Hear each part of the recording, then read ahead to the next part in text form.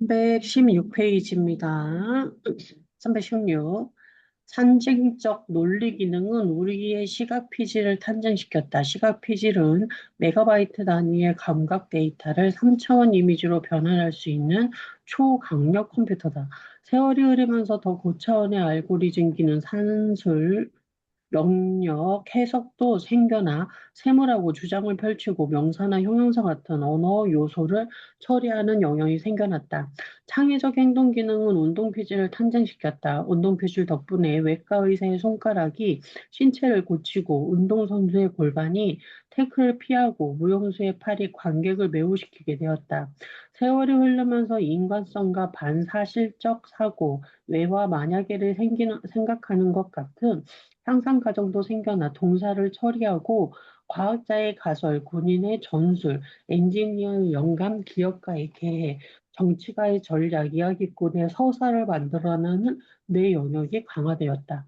이 두 가지 기능이 우리의 뇌를 컴퓨터와 구별해준다. 컴퓨터와 달리 우리의 뇌는 데이터와 추상적인 개념으로만 생각하지 않는다. 예외와 행동으로도 생각할 수 있어 새로운 기회를 발견하고 혁신적인 기술을 개척할 수 있다. 요원들에게 우리 뇌의 두 가지 기능을 설명했더니 그중 한 명이 눈살을 찌푸렸다.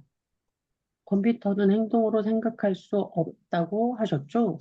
그러면 이건 뭐죠? 그녀는 내게 자신의 노트북 화면을 보여주었다. AI가 생성한 달리는 말의 애니메이션이었다. 이것도 행동 아닌가요? 좋은 질문이었다. 답은 그렇다인 동시에 아니다였다. 말은 우리 뇌 속에서 달리고 있었다. 하지만 컴퓨터 속에서는 그렇지 않았다. 그건 단지 정지 이미지들을 연속으로 빠르게 재생한 착시 현상일 뿐이다. 이 역설을 풀기 위해 논리와 행동의 기계적 차이를 분석해보자. 논리는 어떤 것이 다른 것과 같다는 것이다. B는 반면 행동은 어떤 것이 다른 것을 이끈다는 것이다. 이 구분은 사소해 보일 수 있지만 사실 매우 근본적인 차이이다. 아리스토텔레스에서 버트러든 내셜이 이르기까지 수많은 논리학자가 인정했듯 논리가 행동에 접근할 수 있는 최대치는 만약 A라면 B다와 같은 조건부에 머문다. 그런데 이조차도 일상 대화에서 종종 A, B 같은 인과관계로 오해하지만 실제로는 A는 B라는 대응관계일 뿐이다. 이 때문에 AI는 대응관계의 그물망, 즉 패턴을 중심으로 사고하는 반면 인간 지능은 대부분 원인과 결과로 이어지는 이야기를 따라 사고한다. 논리와 행동의 차이가 잘 이해되지 않는다면 다음 예를 살펴보자. 논리는 A는 B, 컴퓨터는 사건을 등시하고 처리하는 AI에 화재가 나면 연기가 난다는 화재는 연기를 의미한다. 등식의 양쪽에 놓인 항은 서로 위치를 바꿀 수 있으므로 연기는 화재도 성립한다. 이렇게 항을 바꾸는 것을 기호학에서는 통한다. 화재는 연기의 신호이고 연기는 화재의 신호다. 하지만 동작으로 바꾸면 물리학에 위배된다. 현재 세계에서는 A는 B, B는 A 같지 않고 화재는 연기도 연기는 화재 같지 않다. 전자는 화재가 연기를 일으킨다는 뜻이고 후자는 연기가 화재를 일으킨다는 뜻이다. 즉 전자는 물리학이자 후자는 환상이다. 그래서 화재가 발생하면 연기가 난다라는 말을 들으면 우리의 신경세포 뉴런은 그것을 화재는 연기로 바꾼다. 하지만 AI는 화재는 연기로만 이해하기 때문에 물리적 행동과 마법적 사고를 혼동한다. 컴퓨터는 A는 B로 사고하므로 노트북 간의 말은 사실 움직이지 않는다.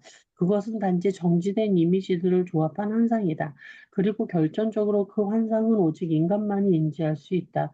우리는 B로 생각할 때에 질주하는 말을 상상할 수 있고 노트북 화면을 보면 컴퓨터도 말의 질주를 인식한다고 상상할 수 있다. 그러나 컴퓨터 말에 정지된 이미지를 순차적으로 나열할 뿐이다. 그 안에 어떠한 행동도 벌어지고 있지 않다. 결론적으로 행동을 창조해낼 수 있는 존재는 인간의 뇌이며 컴퓨터는 아니다. 그렇다면 우리 뇌는 동창적인 A, B를 어떻게 만들어낼 수 있을까? 흔히 말하는 초월적 의식 같은 신비한 힘을 갖고 있기 때문일까? 아니, 순전히 우리의 뇌의 작동 원리 때문이다. 토스 모노, 모토, 시냅스에서 작동하는 비논리적 뇌기계. 우리 뇌는 운동지능을 통해 A는 B의 방식으로 사고한다. 모토라고 줄여서 표현하는 이 운동지능은 신체적 연결 구조인 시냅스에서 작동한다.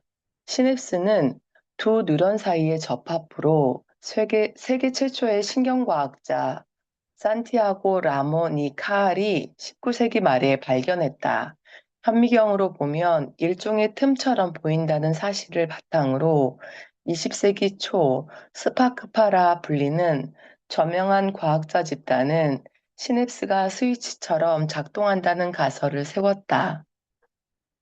전자 스위치는 회로에 삽입된 반도체, 즉 트랜지스터처럼 작동할 수 있는데 반도체의 기본적인 형태 중 하나가 바로 틈이다. 이 틈은 회로를 차단해 꺼진 상태를 유지하다가 전압이 충분히 높아지면 번개처럼 전류가 틈을 건너뛰며 회로를 켜진 상태로 만든다. 이러한 구조는 1937년 크로드 세넌이 발견했듯이 논리의 세 가지 연산, 즉 and, or와 not을 실행할 수 있다. 오늘날 우리가 알고 있는 모든 AI 알고리즘은 이 금속 산화막 반도체 트랜지스터에 의해 작동한다. 만약 인간의 시냅스가 MOS 트랜지스터처럼 작동한다면 인간의 뇌도 AI처럼 사고할 것이다. 하지만 노벨상 수상자인 신경과학자 존 에클스가 1950년대에 실시한 연구 덕분에 우리는 스파크파의 가설이 틀렸다는 사실을 알게 되었다. 뉴런은 번개처럼 전기가 튀어 연결되는 것이 아니라 단백질 신경 전달 물질과 다른 물리적 기구들을 통해 연결된다. 즉, 뉴런 A가 뉴런 B로 연결을 확장할 때 A는 B라고 사고하는 트랜지스터처럼 작동하는 것이 아니라 A가 B로 이어진다는 물리적 흐름으로 사고한다. 그렇다면 컴퓨터 소프트웨어의 이 스냅스를 디지털 시뮬레이션 MOS 트랜지스터가 뉴런처럼 생각하게 만들 수 있지 않을까요? AI 엔지니어와 인지 과학자들이 자주 던지는 질문이다. 답은 또다시 그렇다이면서도 아니다이다. 뉴런의 디지털 시뮬레이션을 구축할 수는 있지만 그 시뮬레이션은 뉴런의 A, B 기능을 재현할 수 없기 때문이다. 이 역설을 풀기 위해 1장과 2장에서 다룬 사실을 떠올려 보자. A는 A는 B는 예외, 즉 알려지지 않은 원인을 처리하기 위해 진화했다. 하지만 알려지지 않은 원인은 컴퓨터로 시뮬레이션을 할 수 없다. 따라서 소프트웨어는 이론적으로 고립된 상태에서의 뉴런을 모방할 수 있어도 실제로 작동하는 뉴런은 재현할 수 없다. 그렇다면 알려지지 않은 원인을 프로그래밍에 포함시키면 뉴런의 실제 작동을 모델링할 수 있지 않을까? 그렇게 하려면 인간 프로그래머가 그 원인을 수학적 알고리즘으로 공식화해야 한다. 다시 말해, 프로그래머가 뇌 속의 실제 뉴런들이 A, A는 B라는 인과적 과정을 A는 B라는 등식으로 전환해야 한다는 뜻이다. 이렇게 만들어진 알고리즘은 컴퓨터로 시뮬레이션 할 수 있지만 그 순간 컴퓨터는 더 이상 뉴런처럼 작동하지 않는다. 상상과 예측이라는 시냅스적 사고 대신 예상과 대응이라는 트랜지스터적 사고를 수행하는 것이다. 결국 디지털 뉴런이 본래 처리하도록 진화한 예외적 정보에는 닿을 수 없다. 노트북 화면 속에 달리는 말이 실제로 달리지 않듯 디지털 뉴런은 실제 기능을 수행할 물리적 기반이 없는 상징적 모사물에 불과하다. 즉, 겉으로는 A가 B처럼 보이지만 실제로는 A는 B일 뿐이다. 그렇다고 해서 A가 B, A는 B보다 우월하다는 뜻은 아니다. 하지만 더 유용할 때가 많기 때문에 진화적으로 보존되어 온 사고방식이다. 수억 년 전 시각 피질이 진화한 이래 뇌는 언제든 완전히 A는 B로, 즉 모토를 버리고 순수한 논리만으로 사고하는 선택지를 가지고 있었다. 그러나 뇌는 그렇게 하지 않았다. A는 B를 유지해 온 것이다. 모토는 논리적으로는 불가능한 방식으로 영리하게 작동할 수 있기 때문이다. 모토는 피드백을 기반으로 실행되므로 데이터가 거의 심지어 전혀 없어도 작동하고 주도적으로 전에 없던 미래를 상상할 수 있다. 모토의 실험적 방식은 새로운 예술, 과학, 기술을 창조하기도 한다. 행동을 중시하는 모토의 경향은 뇌가 좌절과 불확실성을 극복하는 심리적 동력이 되어준다. 모토는 대체로 무의식적이다. 우리는 우리의 손이 드럼을 치고 편지를 쓰고 빵을 자를 때 뇌 속에서 어떤 뉴런이 어떤 순서로 동작하는지 인식하지 못한다. 그래서 예술가, 자동차 정비사, 그 밖에 몸을 써서 일하는 장인들은 자신의 동작을 명확히 설명하지 못한다. 대신 그들은 이렇게 말한다. 그냥 나를 보고 따라해봐. 하지만 모토는 우리가 생각하지 못하더라도 의식적으로 훈련할 수 있다. 그 결과 뇌의 운동 영역은 더 창의적이고 선발적이며 효과적인 행동을 유도할 수 있게 된다. 이 훈련 도구가 바로 이야기이다. 이야기의 힘, 스토리 싱킹이 뇌를 바꾸는 방법. 이야기는 일련의 행동이다. 이 사건이 저 사건을 일으키고 저 사건이 또 다른 사건을 일으킨다. 이야기를 상상할 때 우리는 뇌의 모토 능력을 활용한다. 모토는 새로운 행동을 생성하는 메커니즘이기 때문이다. 그리고 모토가 이야기를 생성하듯 이야기도 모토에 영향을 줄 수 있다. 예를 들어 우리가 이야기를 통해 전략적 목표를 상상하면 그 목표는 모토를 자극해 그 목표에 도달하는 경로를 만들어내게 할 수 있다. 또한 이야기를 통해 과거를 회상하면 그 회상은 모토를 자극해 해묵은 불안을 표준 행동 절차로 전환할 수 있다. 이렇게 이야기를 의식적으로 활용할 때 우리는 스토리 싱킹, 좀 더 기술적으로 말하면 서사인지를 하고 있는 것이다. 서사인지는 연역, 해석, 비판적 사고 등 일반적인 논리적 사고방식과는 다르다. 이 차이를 알아보기 위해 아래 그림에서 기호의 수를 세어보자. 이제 이 그림 전체를 한 사람이 걷는 모습이라고 상상해보자. 첫 번째 작업. 기호의 수는 세는 것은 논리이고, 두 번째 작업. 행동을 상상하는 것은 서사이다. 토스.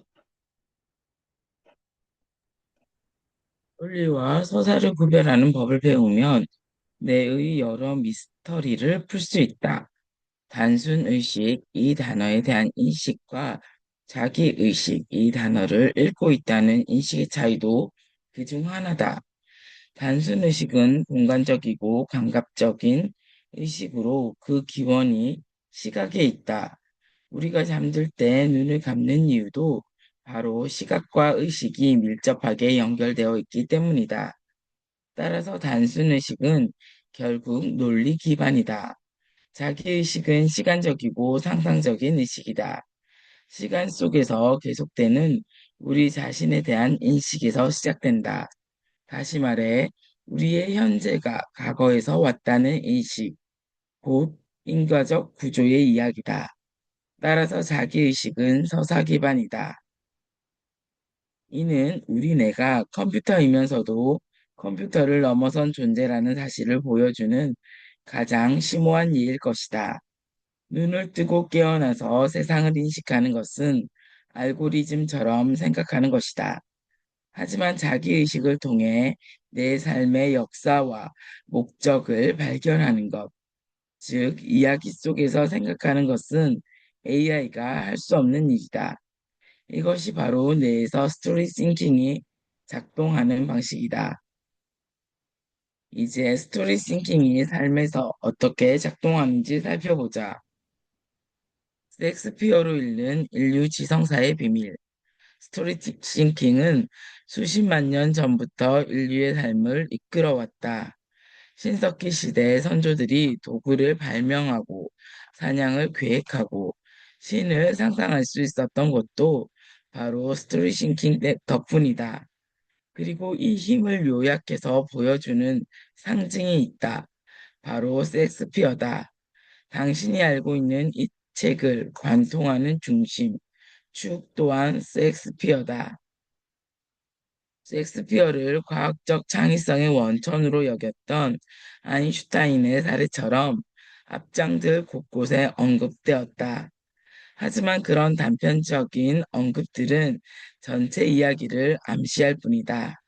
이 책에 등장하는 혁신, 회복 탄력성, 의사결정, 소통, 코칭, 리더십 분야의 개척자들은 하나같이 셰익스피어의 햄릿, 오셀로, 안토니우스와 클레오파트라를 읽고 직관, 상상력, 감정, 상식의 힘을 키웠다.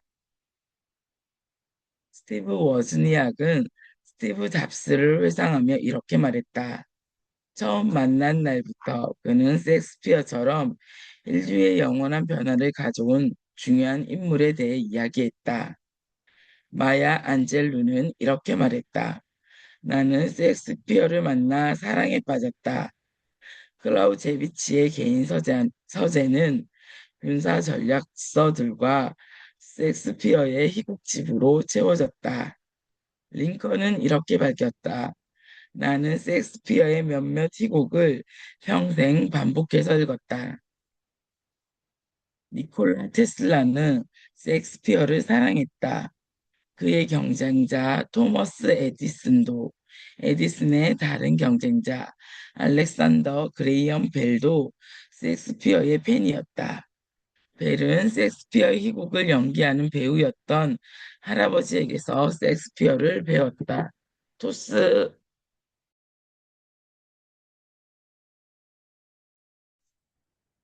랠프 알도 에머슨은 단언했다.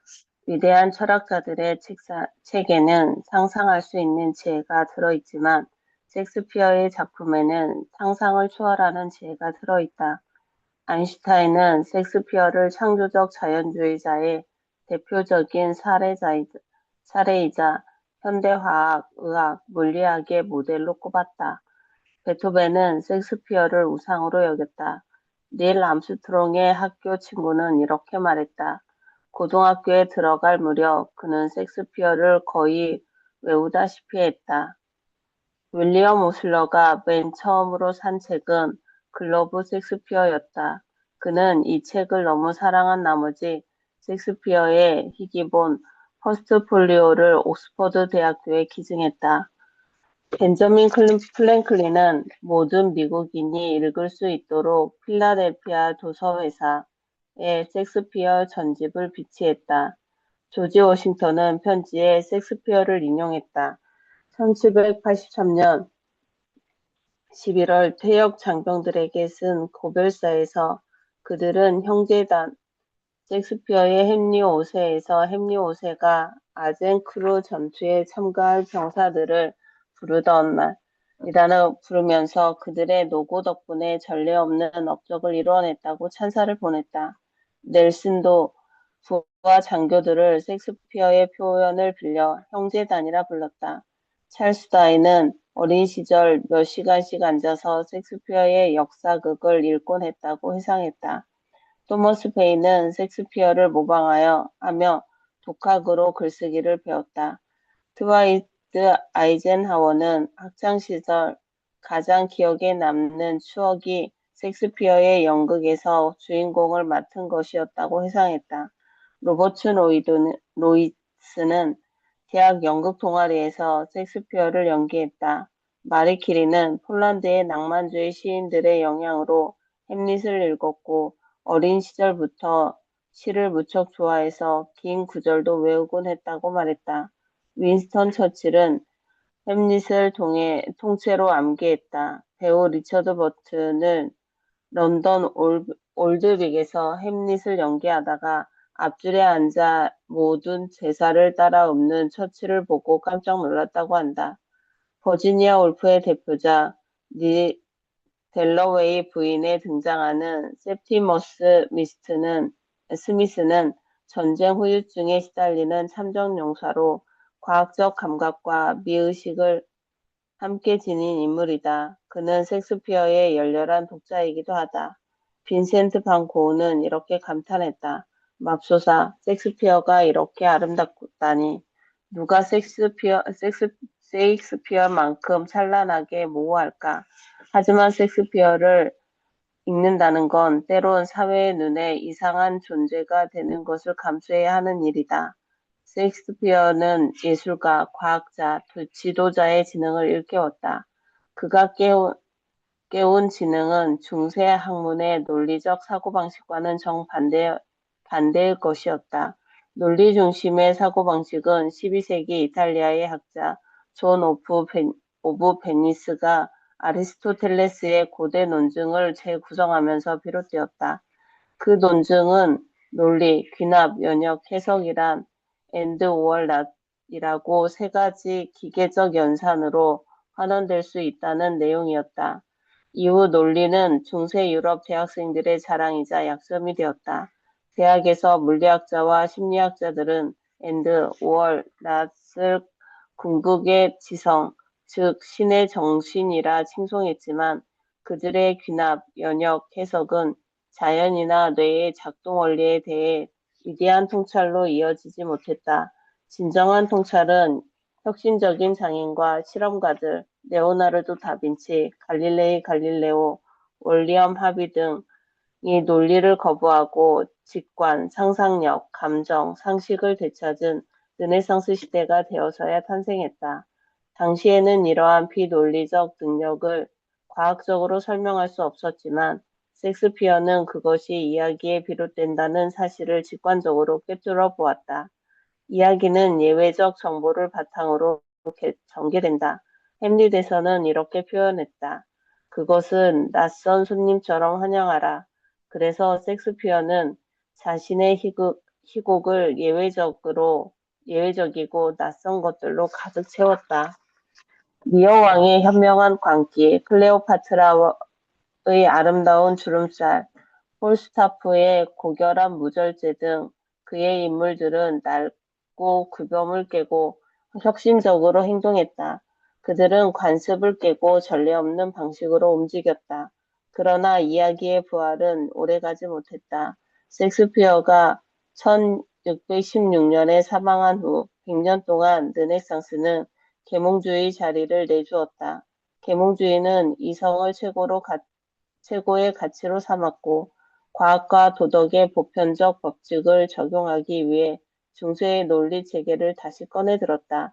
햄릿은 난폭하다는 이유로 폄하되었고 오셀로는 검열되었으며 디어 왕은 영원불변의 정의에 맞게 다시 쓰였다. 삶의 예외를 직시하는 섹스피어의 안목은 차단되었다. 하지만 이런 시대도 영원하지 않았다. 18세기에는 시인이자 화가인 윌리엄 블레이크 같은 고독한 영혼들이 르네상스의 직관을 부활시켰다. 1757년에 런던 서부에서 태어난 블레이크는 7년 동안 동판화 기술을 배우고 왕립예술원에서 회화를 공부했다. 그곳에서 논리적 사고에 물든 강사들은 그에게 추상화, 일반화 부류를 가르치려고 했다. 이에 블레이크는 일반화는 바보가 되는 것이라고 반박했다. 블레이크는 계몽주의와 너무 동떨어진 탓에 미치광이 취급을 받았다. 하지만 그는 가난과 멸시 속에서도 셰익스피어에게 용기를 얻었다. 셰익스피어는 블레이크에게 본연의 자아를 상기시켜 주었다. 나는 흩어진 모든 생각을 정리하고 원시적이고 독창적인 방식을 되찾았다. 셰익스피어는 그에게 진정한 과학자의 길을 보여주기도 했다. 오늘날 입증된 모든 것은 한때 상상에 불과했다. 또 셰익스피어는 시인이야말로 논리가 예측할 수 없는 미래를 예측하는 사람임을 보여주었다. 시적 천재성은 곧 예언의 정신이다. 그 예언의 정신은 블레이크에게 깃들었다.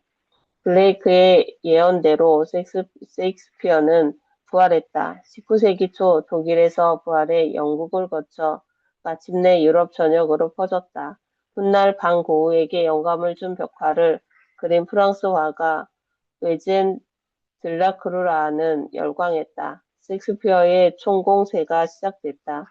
햄릿이 섬뜩하게 고개를 들고 오셀로의 단검이 보수적인 극장을 꿰뚫는다. 보수적인 극장을 꿰뚫는 것은 미국의 배우 샬럿 쿠시먼을 포함한 용감한 비수능주의자들 덕분에 가능했다.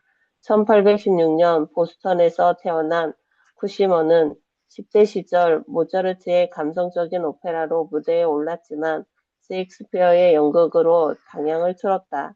1830년대 중반에 올리버 뉴 올리언스 맨하튼의 극장을 가득 메운 관객 앞에서 오셀로와 맥베스를 공연했고 22세가 되던 해에는 런던의 헤이마켓 극장과 계약했다.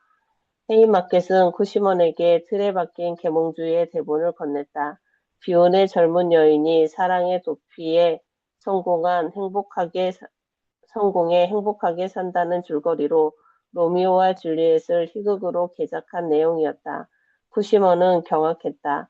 헤이마켓에 무슨 권리로 셰익스피어의 이야기를 바꾼단 말인가? 헤이마켓은 자신의 권리가 있다고 답했다. 셰익스피어는 죽고 그의 이야기는 너무 특이하다며 대중은 평범하고 긍정적인 서사를 선호한다고 했다. 쿠시먼은 셰익스피어의 예외적 결말이 아니라면 어떤 것도 연기하지 않겠다고 버텼다. 헤이마켓은 배우를 교체하겠다고 으름장을 놨지만 그녀는 굴복하지 않아 결국 헤이마켓이 두 손을 들었다. 쿠시먼은 의기양양하게 자신이 로미오 역할을 맡고 파격적인 연출을 밀어붙였다. 관객들은 이 공연에 열광했고 그 독보적인 연기에 환호했다. 타임스는 이렇게 극찬했다. 쿠시먼의 로미오는 우리가 지금껏 본 어떤 로미오보다 뛰어나다. 그 차이는 단순히 정도의 차이가 아니라 본질적으로 다른 차원이다. 오랫동안 로미오는 관습적 인물이었지만 쿠시먼의 로미오는 하나의 창작물이다. 샬럿 쿠시먼은 셰익스피어의 핵심 통찰을 간파했다. 정해진 공식에 따르기보다 규칙을 깨트릴 때 강력한 이야기가 탄생한다. 쿠시먼, 들라크루아, 블레이크 같은 반항아들 덕분에 셰익스피어는 19세기 최고의 인기 극작가가 되었고 낭만주의라는 새 기류에 힘을 실었다. 그러다 20세기 초 신고전주의의 경제학의 전복이라는 또 다른 셰익스피어의 혁명이 일어났다. 신고전주의의 경제학은 계몽주의의 논리적 사고를 금융시장에 적용하면서 등장했다. 신고전주의 경제학의 가장 위대한 창조물은 호모 에코노미쿠스, 경제적 인간이었다. 호모 에코노미쿠스는 항상 논리적으로 행동하기 때문에 신고전주의 경제학에서는 시장 역시 논리적으로 움직일 거라 예측했다. 하지만 실상 그렇지 않았다. 그래서 경제 관료들을 비롯한 정부 지도자들이 호모 에코노미쿠스를 청구하면 은행은 파산하고 경기 침체는 발생했다. 신고전주의 경제학의 이러한 한계는 셰익스피어를 성스러운 삼위일체 중 하나로 꼽는 수학 천재 존 메이너스 케인즈의 눈에 띄었다. 셰익스피어가 보여준 서사적 심리학의 통찰에 감명을 받은 케인즈는 가격, 경직성 같은 비논리적 요소들을 경제 이론에 도입했다. 인간의 상상력과 감정에 시장에 미치는 영향을 설명한 것이다. 즉 경제 발전을 바라본다면 정부는 계산에만 의존하는 것이 아니라 상식을 적용해야 했다. 그리고 상식을 기르는 가장 빠른 방법은 셰익스피어를 읽는 것이었다. 셰익스피어의 서사적 사고방식은 의사결정 기술을 이해하고 있다. 케인스가 1930년에 화폐론에서 밝혔듯 셰익스피어는 부자가 되어 죽었다. 이렇게 스토리 싱킹에 다시 부각되었다. 그 고유한 힘이 새로운 예술, 과학, 경제에 다시 힘을 실어주었다. 하지만 20세기 중반에는 또다시 논리가 득세한다. 여기까지 하겠습니다.